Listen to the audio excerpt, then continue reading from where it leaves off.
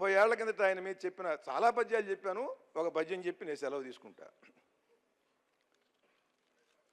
వేద పురాణ శాస్త్రముల వెల్గుల వేల్పులు నీ పదాలు హ్రీం నాద సుధా ప్రవాహ రసనా ద్విసహస్రవధాన ధీగుణ ఆది యతీంద్ర తుల్య కవితామృత భావ రస ప్రవాహ ధారాధర తత్వ సత్వ చతురా రసరమ్య వివేక సుందరా.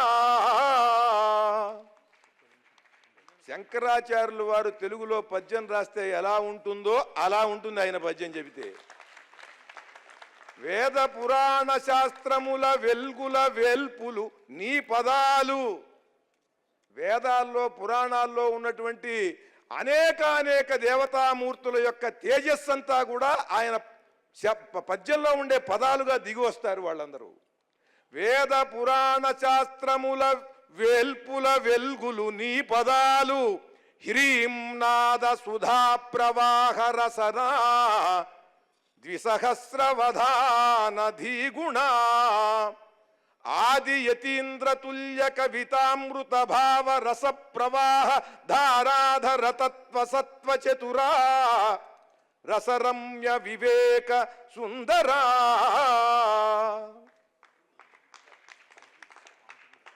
ఈయన అవధానంలో ఒక్కొక్క పద్యం చెబుతుంటే ఒక్కొక్క పండితుడికి ఒక్కొక్క రకంగా దాంట్లో భావం స్ఫురించి దాన్ని విశ్లేషించి వివరిస్తుంటే అదంతా కూడా ఒక పరమాద్భుతమైనటువంటి ఒక సారస్వత రసలోకం. అది ఆ స్థితిని ఇంకెక్కడా కూడా చూడలేదు నేను.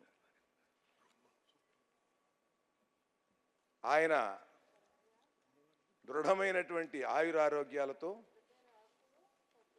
ఇటువంటి దివ్యమైనటువంటి కవిత్వాన్ని ఈ జాతికి అందించాలని కిషన్ రెడ్డి గారి వంటి దృఢమైన నిశ్చయ జ్ఞానం కలిగినటువంటి నాయకులు ఇటువంటి మహాకవులకి మహావధానులకి వెన్నుదన్నుగా ఉంటూ వీరి ద్వారా సమాజానికి పరమాద్భుతమైనటువంటి సాంస్కృతిక భాషా చైతన్యాన్ని కలిగించే ప్రయత్నం చేసి అటువంటిది ఏదన్నా కల్పించాలని కోరుతున్నాయి. Please subscribe to our YouTube channel. Like and share this video.